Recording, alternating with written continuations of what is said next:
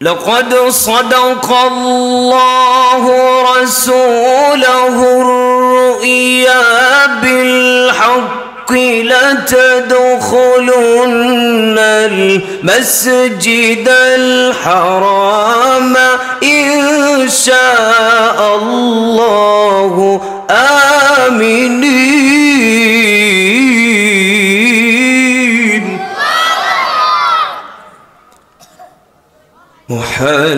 محلقين رؤوسكم ومقصرين لا تخافون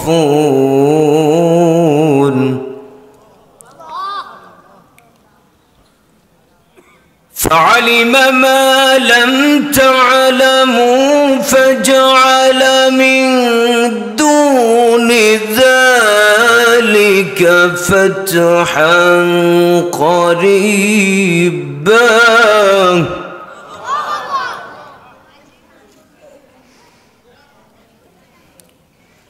لقد صدق الله رسوله الرؤيا بالحق لتدخلن المسجد الحرام إن شاء الله آمنين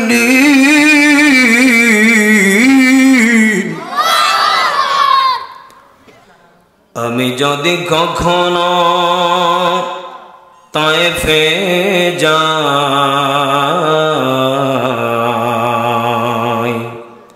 বলবো মাটিকে ডেকে নবীজির খুন ঝরলো কোথায় লিল্লাহ তাকবীর আমি যদি কখনো তায়েফে যাই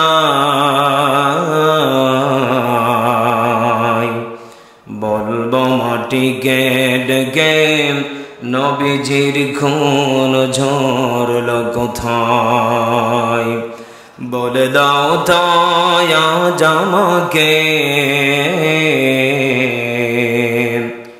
প্রতিশোধের দাবানল জ্বালাবো হেথায় মারহাবা কলিজার টুকরা প্রাণপ্রিয় দিনাজপুরবাসী বলেন তো দেখি আমার রসুলকে ভোলা যাবে এই আওয়াজ হবে না মুসলমান জবানটা খুলে বলেন রসুলকে ভোলা যাবে বলেন তো দেখি আমার নবীর শান মান কম না বেশি এই নবীর সম্মান নিয়ে যদি কোনো রাম বাম নাস্তিকের বাচ্চা মুরতাদের বাচ্চা যদি খেলতে চায় বলেন তো দেখি আমরা মুসলমান নরম থাকবো না গরম হয়ে যাব আর জোরে বলেন নরম না গরম আজকে দিনাজপুরের বিড়াল মাটি থেকে জানিয়ে দিতে চাই যারা আমার নবীর সম্মান নিয়ে যারা খেলবে আমার নবীকে নিয়ে যারা কটূক্তি করবে আমার নবীর ইজ্জতকে নিয়ে যারা ছিনিমিনি খেলবে আমরা বাংলার জমিন থেকে তাওহীদি কণ্ঠে জানিয়ে দিতে চাই এখনো মুসলমান তাজা আছে এখনো মুসলমানের কণ্ঠকে কেউ নিচে নামাতে পারে নাই মুসলমান সামনে থাকবে বাতিল পালিয়ে যাবে কথা বলেন ঠিক কিনা নাস্তিকতা নিফাজ্জাক দিন ইসলাম জিন্দাবাদ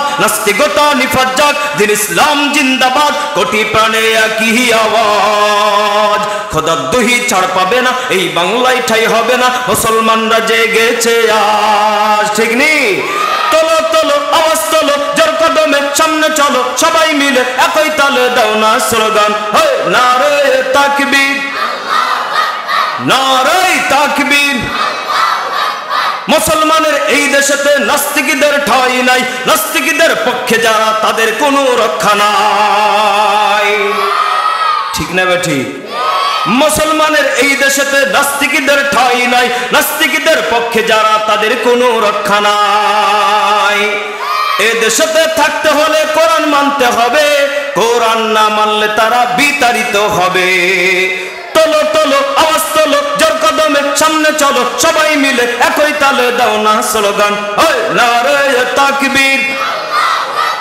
নারে তাকবীর নারে তাকবীর কলিজার টুকরা বাবাজিরা বলেন তো দেখি 5 আগস্টের পরে আমরা দেখেছি ওলামায়ে কেরাম মন্দির পাহারা দিয়েছিল কথা বলেন ঠিক কিনা আজকে এই কুলাঙ্গারের সন্তানরা 5 আগস্টের পর থেকে যেই রকম ভাবে এরা শান্তিতে বসবাস করতেছে, আমার মনে হয় ওলামা ইকরাম যেইভাবে তাদের মন্দিরকে পাহারা দিয়েছিল, তারা যদি আজকে আমাদের মসজিদ মাদ্রাসাকে পাহারা দিত, আজকে ওলামা ইকরাম শান্তিতে বসবাস করত। আপনারা দেখেছেন ইসকন নামে এই সন্তানটাই, যার সন্তানটাকে আপনারা দেখেছেন আমার একজন সাইফুল আইনজীবী ভাইকে দুখণ্ডিত টুকরা টুকরা আমির হামজার মতো করেছে। কথা বলেন ঠিক কিনা? আজকে আমরা মুসলমান যখন নরম হয়ে যাই তখন বাতিলগুলি আমাদের পিছনে লাগে।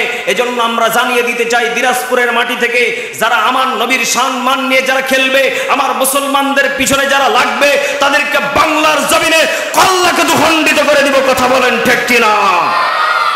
আপনাদের রাগ হচ্ছে নাকি? কারণ ব্যাটারিতে ফুল চার্জের দরকার আছে না নেই? কথা বলেন। অনেকে মনে করতেছেন হুজুররা রেগে রেগে কথা বলতেছে না। আমার বাপ দাদার খেয়ে আমি কোরআনের দাওয়াত দিবাতে সমস্যা কি? কথা বলেন না কেন? কোরআনের হক কথা যেটা সেটা বলা দরকার আছে না নেই? আপনারা দেখেছেন 5 আগস্টের পরে এই বাংলাদেশে যে হিন্দু ভাইয়েরা ছিল, তারা যেই সুন্দরভাবে বসবাস করেছিল, তাদের ওলামা ইকরাম যে তাদের মন্দিরগুলিকে পাহারা দিয়েছিল, আপনারা দেখেন নাই? কিন্তু এরা সেই আরামকে আরাম না মনে করে এরা আমাদের প্রতি আবার মসজিদের ওপরে আক্রমণ, মাদ্রাসার ওপরে আক্রমণ। কথা বলেন ঠিক কিনা? এবং কি পর্যন্ত আপনারা দেখেছেন একজন আইনজীবী সাইফুল নামে একটা ছেলেকে, অল্প বয়স, মাত্র মনে হয় 30-এর কাছাকাছি, এই ছেলেটাকে তারা টুকরো টুকরো করে তারা পৃথিবীর ময়দান থেকে তাকে মায়া ত্যাগ করিয়েছে। কথা বলেন ঠিক কিনা? এজন্য কলিজার টুকরা বাবাজিরা, আমরা মুসলমান যদি নরম হয়ে যাই তাহলে আমাদের প্রতি এরকমভাবে জুলুম আসতেই থাকবে। এই জন্য আমরা সকলেই ওই আল্লাহর কোরআনকে নিয়ে আজকে আমরা ওয়াদা করব, আল্লাহ আমাদেরকে যতদিন বাঁচিয়ে রেখেছেন ইমানের পথে মরণ নিয়ে যেন আমরা কবরে যেতে পারি ইনশাআল্লাহ। কলিজার টুকরা প্রাণ প্রিয় বাবাজিরা, বলেন তো দেখি, এত সুন্দর জান্নাতের বাগানে বসিয়েছেন কে? আল্লাহ পাক বলেন এই জান্নাতের বাগানে সকলে আসতে পারে। ওয়া নাহশুরুহু ইয়াউমাল কিয়ামাতি আমা। বয়ানের আগ মুহূর্তে আমি প্রতিটা জায়গাতে এই আয়াতটা আমি পড়ি। আল্লাহ পাক বলেন 3 শ্রেণীর ব্যক্তিকে অন্ধ করে তুলবেন। 1 নম্বর, যারা আমার কোরআনের কথা দেখার পরে ওরা না দেখার ভান করে দূরে চলে গিয়েছিল, তাদেরকে আমি আল্লাহ অন্ধ করে তুলবো কিয়ামতের মাঠে। চিৎকার মেরে বলেন নাউজুবিল্লাহ। কি হুজুর ঠিক আছে?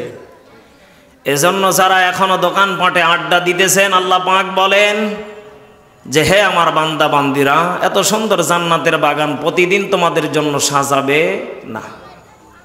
এজন্য আমরা যারা পেয়েছি, এই ভাইরা ওখানে দাঁড়িয়ে না থেকে একটু বসো, জান্নাতের বাগানে আসো, নেকি পাবা, আসো। আর যদি মনে করো যে না নেকির দরকার নেই, এমনি নেকির অভাব নেই, তাহলে দরকার নেই, চলে যান নাকি। এজন্য আমরা জান্নাতের বাগানে শুধু আসলে হবে না, আমাদেরকে বসাও দরকার আছে না নেই? অনেকে এখন মনে করতেছেন হুজুরের দাঁড়ি নেই, বড় হুজুর, সাইজা হুজুর, ছোট হুজুর, পিসকা হুজুর, যাই কোন দাঁড়ির সাথে কোনো তুলনা নেই। খেলা হবে কোরআন থেকে। কিসের থেকে? আরো জোরে বলেন। এই কিতাবের ভুল ধরার জন্য আবু জেহেল, উতবা, সাইবা, আবু সুফিয়ান কত প্রকার আবু জেহেলের পিছনে ষড়যন্ত্র করেছিল, একটাও ভুল বের করতে পারে। আর আপনি কোথাকার সলিমউদ্দিন? আল্লাহর কোরআনের আয়াত যদি আপনি শোনার পরে বাস্তব জীবনে আমল না করতে পারেন, লস মনে হয় মেজবা হুজুরের। এ কথা কন না একেবারে, লস আপনাদের। কথা কন ঠিক কিনা? এই জন্য আমি প্রতিদিন থাকবো না, বিদায় নিয়ে চলে যাব। যতক্ষণ আসি কোরআন থেকে কথা বলবো ইনশাআল্লাহ। আল্লাহ রাব্বুল আলামিন বলেন, হে আমার বান্দা বান্দিরা, এই পৃথিবীর ময়দানে লিল্লাহে তাকবীর, সভাপতি সাহেবের আগমন, লিল্লাহে তাকবীর। আল্লাহ তাআলা তিনাকে কবুল করুন, জোরে কোন আমিন।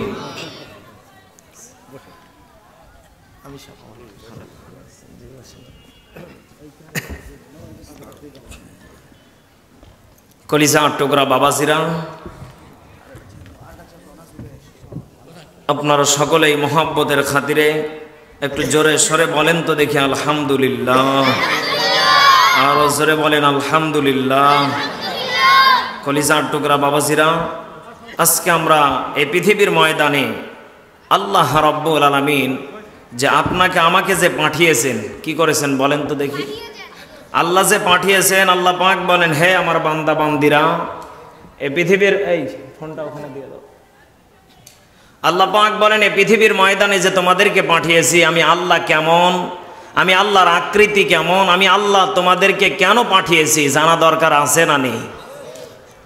আল্লাহ পাক বলেন পবিত্র কোরআনুল কারীমের ভিতরে আমি আল্লাহ রাব্বুল আলামিন 114টা সূরা দিয়েছি। কয়টা বলেন বলেন? 114টা। আল্লাহ পাক বলেন যে 114টা আমি আল্লাহ সূরা নাজিল করেছি। এর ভিতরে সব থেকে ছোট্ট সূরার নাম কি? সকলে জবান খুলে বলেন তো দেখি। সূরা কি? সূরা কাউসার। এর চাইতে আরেকটা ছোট আছে না একটু বড় বলেন তো? একটা সূরা আছে, বলেন সেই সূরার নাম কি? সূরা ইখলাস। আল্লাহ পাক বলেন এই সূরা ইখলাসের ভিতরে আমি আল্লাহ রাব্বুল আলামিন আমার পরিচয়কে তুলে ধরেছি। একটু জোরে কোন না মারহাবা। আপনি আমি যে আল্লাহকে মানি, ওই আল্লাহর পরিচয় যদি না জানি, ওই মুসলমান নামধারী হয়ে লাভ আছে? এই জন্য আমরা সেই কোরআন থেকে কথা শুনবো ইনশাআল্লাহ। আল্লাহ রাব্বুল আলামিন বলেন হে আমার বান্দা বান্দিরা,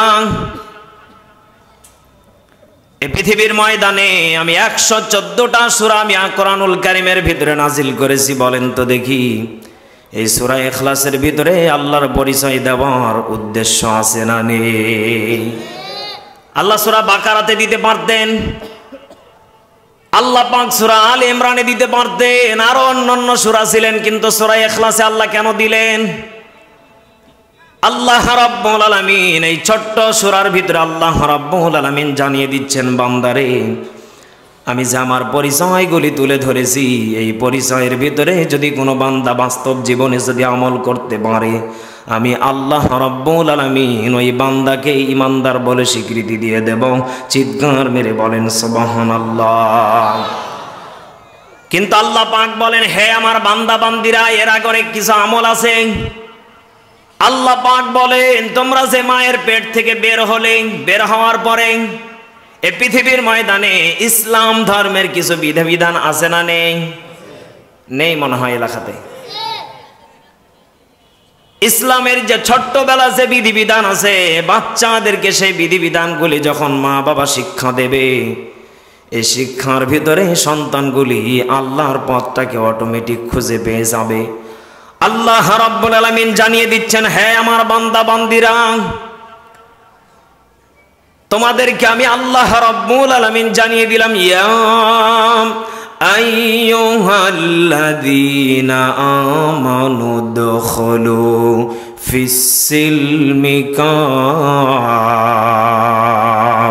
জোরে কোন আল্লাহু আকবার। আল্লাহ রাব্বুল আলামিন বলেন ইয়া আইয়ুহাল্লাযীনা আমানু, হে ঈমানদারগণেরা, তোমাদেরকে আমি আল্লাহ জানিয়ে দিচ্ছি উদখুলু, প্রবেশ করে ফেলো। কোথায় প্রবেশ করবে? ফিস-সিলমি কাফা। এই যে আমি একটা ইসলাম নামক যে আমি তোমাদের জন্য একটা জিনিস পাঠিয়েছি, আর এই ইসলামের জন্য আপনার আমার নবীজি তায়েফের ময়দানে, বদরের ময়দানে কত পরিমাণ কষ্ট করেছে বলেন তো দেখি। এই ইসলামের কায়েম রাষ্ট্রকে বিজয় করার জন্য আমার নবীজি দাঁত পর্যন্ত ভেঙ্গেছে, এর বাস্তব প্রমাণ আছে না নেই? কলিজার টুকরা বাবাজিরা বলেন তো দেখি, তাহলে ওই ইসলামের ভিতরে দাখিল হতে বললেন মনে হয় আবু জেহেল? বলেন বলেন, বলেছেন কে? যে আল্লাহ আপনাকে আমাকে পৃথিবীর ময়দানে পাঠিয়েছেন, সে আল্লাহ বললেন হে আমার বান্দা বান্দিরা, তোমরা প্রবেশ করে ফেলো। আর প্রবেশ করার পরে যেই পুরস্কারটা তোমরা পেয়ে যাবে, সেটা দুনিয়ার কোনো সাধারণ পুরস্কার নয়, সেটা হলো তোমাদেরকে আমি আল্লাহ পরকালীন একটা সুন্দর একটা পুরস্কারের ব্যবস্থা করে দেব। চিৎকার মেরে বলেন সুবহানাল্লাহ। কলিজার টুকরা বাবাজিরা বলেন তো দেখি, এই পৃথিবীর ময়দানে আপনি ইসলাম নামক যেই জায়গাটাতে ঢুকে গেলেন, প্রবেশ করলেন, আপনাকে প্রবেশ করার পরে আল্লাহর পরিচয় জানা দরকার আছে না নেই? এদেশে এমনও এখনো মুসলমান বলে দাবি করে, ওকে যদি বলেন আচ্ছা বলেন তো দেখি মুরব্বী আপনাদের নবীর নাম কি, ও সোজাই বলবে আব্দুল্লাহ।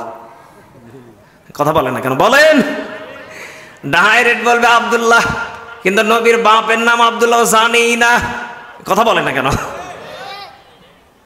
আল্লাহ পাক বলেন, হে আমার বান্দা বান্দিরা, এই পৃথিবীর ময়দানে এ নামধারী বান্দাদেরকে আমি আল্লাহ এক কাতারে দাঁড় করাবো, তাদেরকে জিজ্ঞাসা করব, কি ব্যাপার, দুনিয়াতে তোমরা গিয়েছিলে, দুনিয়াতে যাওয়ার পরে তোমরা খালি দূরে দূরে থেকেছিলে। ওই যে নাহশুরু ইয়াউমাল কিয়ামাতি আমা, আল্লাহ যে দাঁড় করাবে আপনি দেখেছেন, না দেখার ভান করে চলে গেলেন কোন কায়দায় বলেন? আপনি দেখতেছেন এখানে কোরআনের কথা হচ্ছে, এরপর আপনি বাহিরে ঘুরতেছেন, আল্লাহ কি দেখে না? দেখে।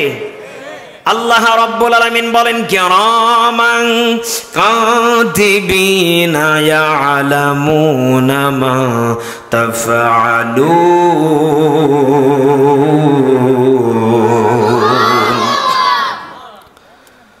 আল্লাহ রাব্বুল আলামিন বলেন, হে আমার বান্দা বান্দিরা, এই পৃথিবীর ময়দানে আমি আল্লাহ রাব্বুল আলামিন যে ক্যামেরা নামক যে জিনিসটা তোমাদের কাছে আমি আল্লাহ রেখে দিয়েছি, বলেন তো দেখি ওই ক্যামেরা কারেন্ট চলে গেলেও চলে না বন্ধ হয়ে যায়? কি হুজুর, বন্ধ হয় না চলে? চলে। আল্লাহ পাক বলেন, এই তো দুনিয়ার ক্যামেরা না, দোকানে মাল চুরি হয়ে যাবে এর ভয়ে আপনি যে ক্যামেরা লাগিয়েছেন, কারেন্ট চলে গেলে বন্ধ হয়ে যায়, আইপিএস লাগালে আইপিএস এর চার্জ ফুরিয়ে গেলে বন্ধ হয়ে যায়। কিন্তু আল্লাহ পাক বলেন, বান্দারে, এমন ক্যামেরা আমি আল্লাহ তোমার জায়গাতে সেটেল করে দিয়েছি, কিয়ামত পর্যন্ত, যতদিন পর্যন্ত তুমি কবরে না আসবে ততদিন পর্যন্ত ক্যামেরা অটোমেটিক চালু থাকবে, চার্জও ফুরাবে না, বন্ধও হবে না, আমার ইশারাতে চলবে। চিৎকার মেরে বলা যাবে কি আল্লাহু আকবার।